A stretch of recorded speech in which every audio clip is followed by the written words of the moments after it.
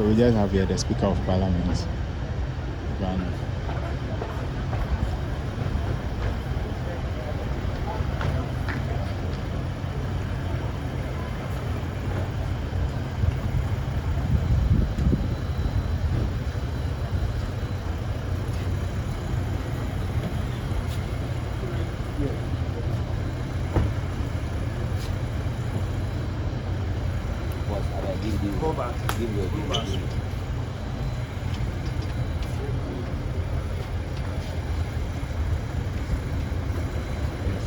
Sorry.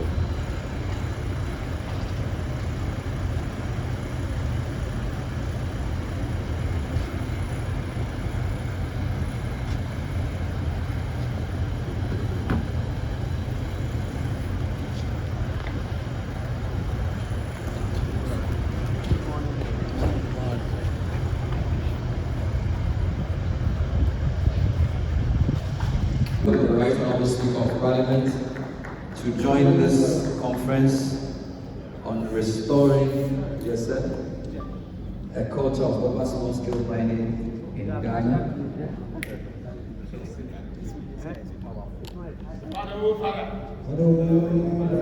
Please be seated.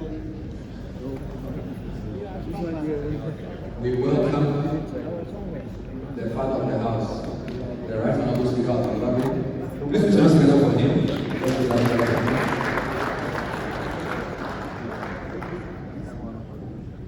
So I will come back to the question and answers. I just wanted to summarize for the speaker where we are, and then we continue. Honourable Speaker, thank you for joining us. We've been having this engagement. Earlier on, the Vice President addressed us, the Leader of the House, and also the Minister also addressed us. We had a technical presentation from the Ministry on the state of mining, and we are now discussing the proposed way forward. They gave us about 10 things they have done, and MPs are commenting on how they will contribute. The CEO of Cocoa Board has also pledged support. The Minister for Water and Fisheries has also pledged support as well. So we're in the second round of contributions from the floor when you came. So with your indulgence, we'll take a few more comments from members before we'll take your closing comments. So if the House agrees, I'm going to go back to that corner and I'll take two. The first blue shirt and the second blue shirt. When I finish, I'll come to this corner and take about three, and I'll end with Honourable Collins Dowda, and we'll finish. Please make it 2 minutes maximum per comment. Go ahead. All right, thank you very much. My name is Kofi Akunoku. I'm the MP of Emmanuel Adomojua. You know, it's one of those areas where mining is an issue. So I'm joining my colleagues by commending the Minister for such a laudable platform, and also to welcome the Honourable Speaker. I think it's about time we create avenues to hold people accountable. And also, it is about time we decentralize everything we do.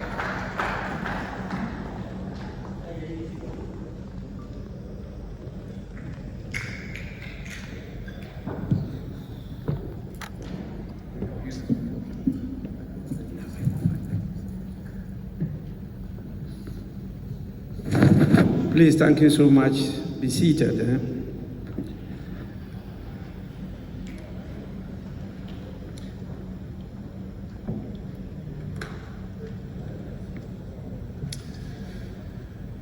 Please kindly permit me to thank Her Excellency, the Vice President of the Republic, Professor Jane Nana Opoku Ajiman, for coming not only to grace this occasion, but also to open this orientation brief.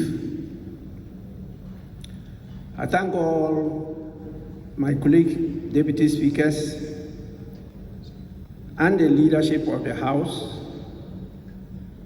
I also want to thank all honorable members for being present in spite of the enormous pressures on them. I know a few of them might not be here. We are extremely also grateful to the heads of agencies present, and I welcome all the ladies and gentlemen who, in spite of not being qualified to be here have found themselves here, including those who lost their elections.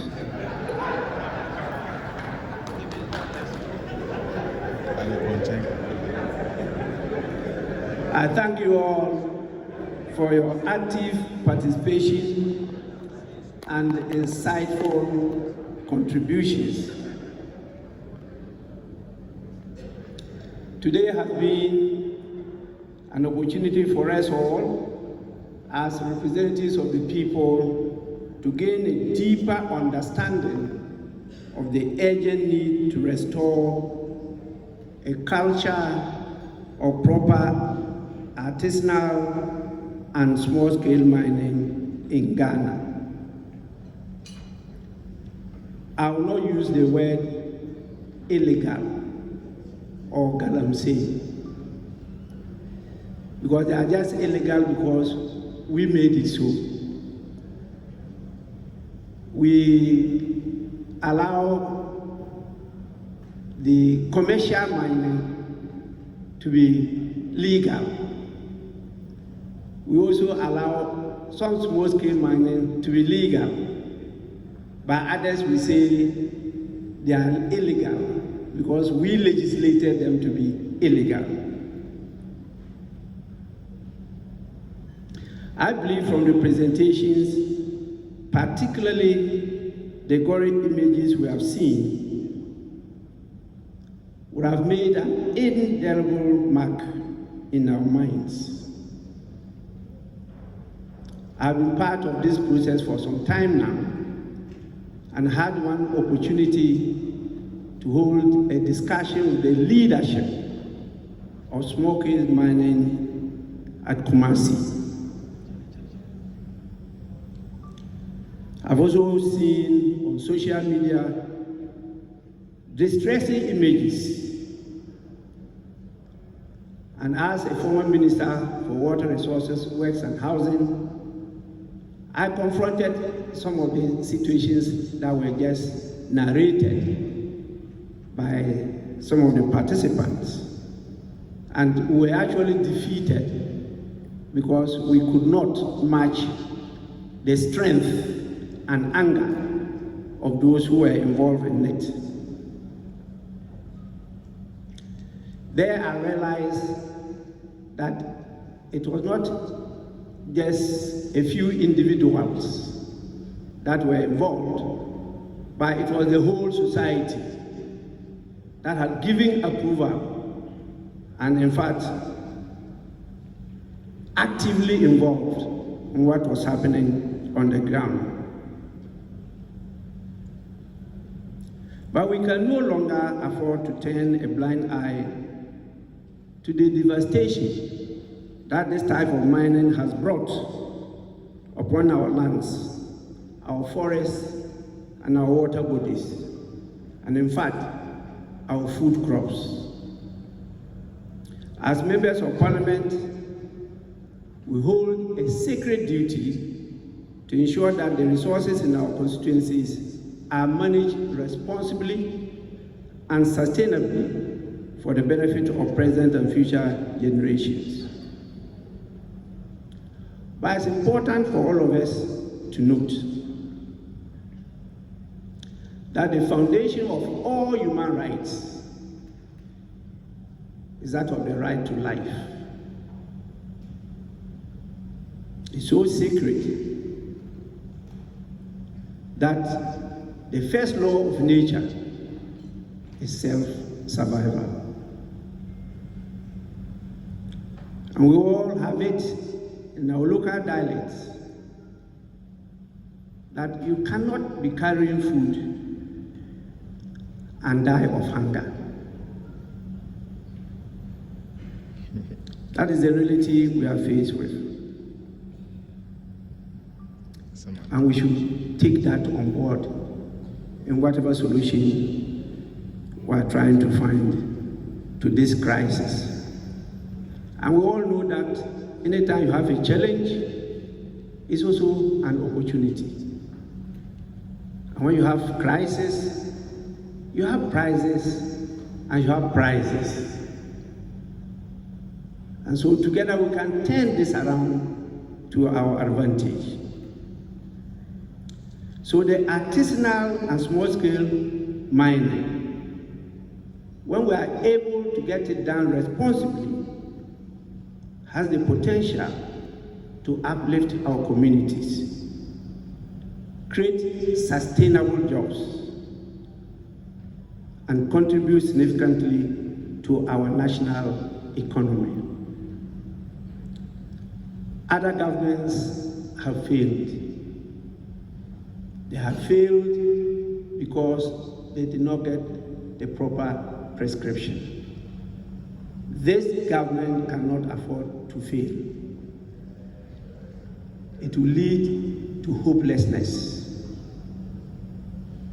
The people have given us a huge trust, and they are very hopeful that together with them we'll find a solution to this serious national challenge.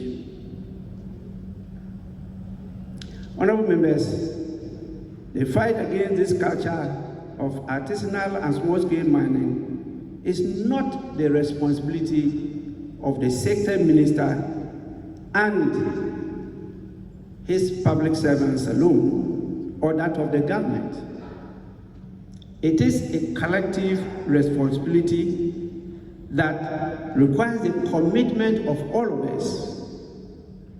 I have small-scale mining in my area. In fact, my former constituency abounds with a lot of gold.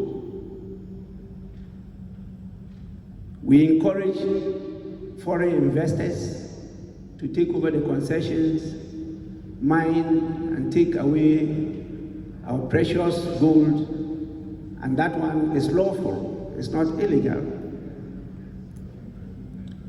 But when our own people struggle to create jobs for themselves, struggle to survive in spite of the dangers that they know they are facing, you call that illegal and you go to shoot them on sight. Please, this is a mark of a serious indictment on leadership. This is a collective effort, and the solution is not far. And I want to commend the minister for this initiative because it's the way forward. Sooner than later, we'll find a national solution to this problem. And it will be a win-win situation. I want to assure you, Honorable Minister, that we in Parliament stand with you in this fight. And will provide the necessary legislative backing and oversight to ensure that your efforts and that of the government yield the desired results.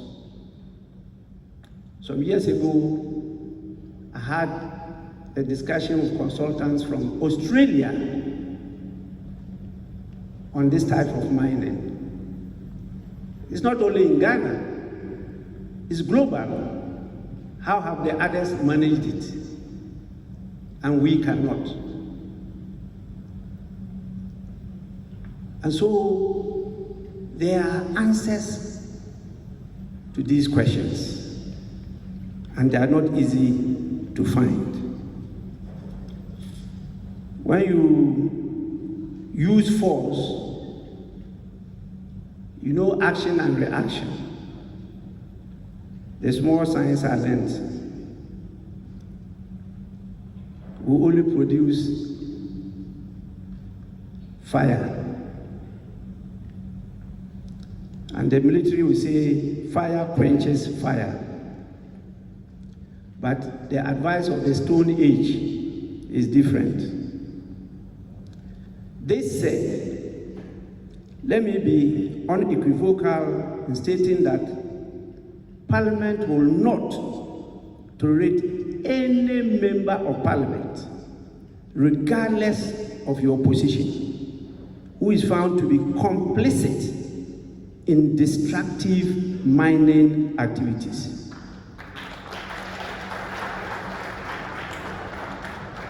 There's a petition before me concerning a member of parliament, and the member will tell you that I have initiated investigation into that petition. And the member himself has appeared before me on that. We are not going to countenance it at all. What we've seen today is just a stark reminder of the consequences of such actions. As lawmakers, we must lead by example. Any member of parliament caught engaging in or facilitating this type of existential threat to our lives will face the full rigors of the law. And I mean what I say. We cannot preach accountability and integrity to the nation while turning a blind eye to misconduct within our ranks. And some of you, the misbehavior that has happened in my absence, I've taken full note of them. And what will happen will happen.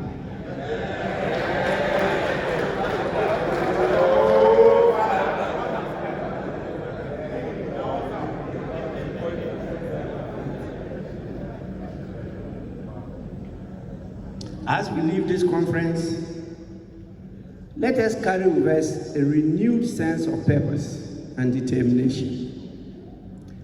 Let us be champions of responsible mining in our constituencies.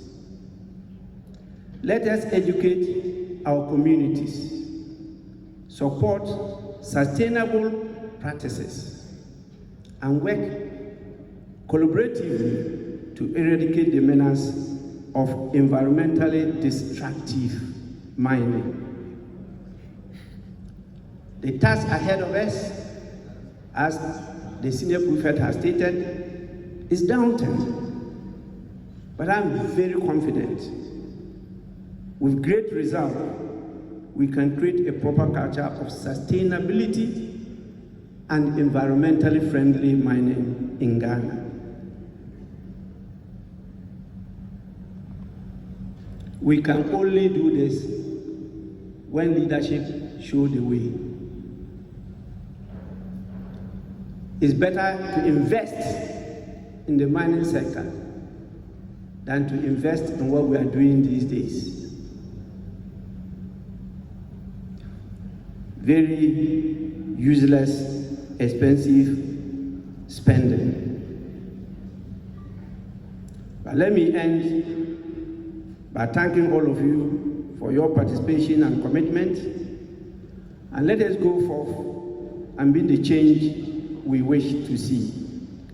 Thank you, and may God bless our homeland Ghana and make us stronger and better. Thank you so much.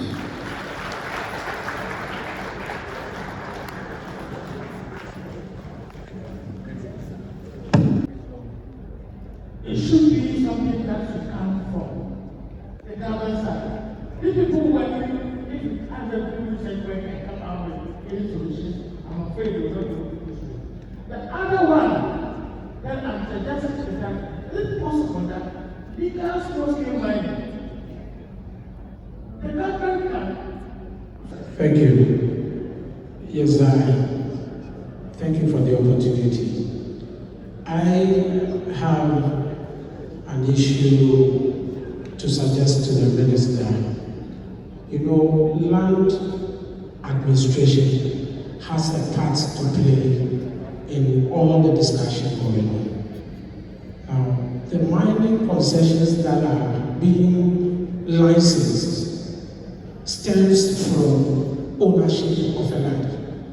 And so you go to a community where the family or the school had leased a land to a company or an individual. Then that individual assumes ownership of that portion of the land land and now goes to government for license to mine. He's already assumed an authority to what? Appropriate the land in a way he wants. And then he goes for the license, and then government also sees that, well, he owns the land already, and so I would give the mining license. That is what brings about the issue of mining companies having large concessions, but still are not using them. And now we have to go back to them to surrender, which goes at a cost. And you know, government will not be in the position of going for that surrender at a cost. And therefore, if we are to make it easier for concession to be monitored and supervised, then wherever we envisage a mineral concession, then the ownership of the land must be within the jurisdiction of the one that gives out the license for mining. Otherwise, ownership might or authority over might be on two agencies and authorities which might not help in supervising the mining. Thank you. You didn't introduce yourself. My name is Galamsey Fights. That's why I'm from place of MP. Okay. So I'm going to take the last question, then I'll come back to the committee very much. Let me give it to MP for the Wood to Senya West. Thank you very much. Thank you. Colleagues, this is a very timely discussion. It's good that our senior colleague, the Honourable Minister, started this discussion early in the day, early in the period that we have to reset this country. Honourable Board, thank you very much. My worry is the integrity levels. They are scary. There's a limit to how much chemicals we can use to treat water. And we get to a time when if the chemicals that the Ghana Water Company and Community Water have will not even be able to treat this water. Let's be real. This room, aside from members of Parliament, I see a lot of media. Please, this is the time to sing this song together and collectively and put politics aside. Otherwise, we'll come to a time when we'll be importing water. And I'm not sure we have the funds to even do that. And we should not even get to that point. So thank you very much for this initiative. My minister, the Minister for Works, Housing and Water Resources, supports this initiative totally. And we'll work together to make sure that we are able to clean up this unfortunate mess. That's Yes. Our way, because our way is in that. Where's our way? Yes, I'm here. I thank the Minister for this brilliant dialogue this morning. If it is anything to go by, I am the first MP after elections to make sure I stop the Galamsey. I am the MP that has been banished by my chief because I'm fighting Galamsey. You see, the issue is not about illegal mining. We are talking about pollution of water bodies and degrading of forest reserves. It doesn't matter if it's illegal or illegal, because we have people who have concession to enter the forest. So you can't claim that one to be illegal, but he is destroying the forest. That is the issue at hand now. Most of the court cases are not being handled well because you have given prospecting license to the person to go and look for gold. How does he look for the gold? He must dig. He must try to find the gold before he can do the large scale mining. That is why when you send the person to court, because I was a former DCE, and when you send the cases to court, they ask you have given the person prospecting license. What does that mean? It means he is to look for gold, and the person is looking for gold, and you say he should be mine. That is one challenge. Then you get a concessionaire with a large-scale concession with prospecting license. Every 5 years, he changes the name of the company.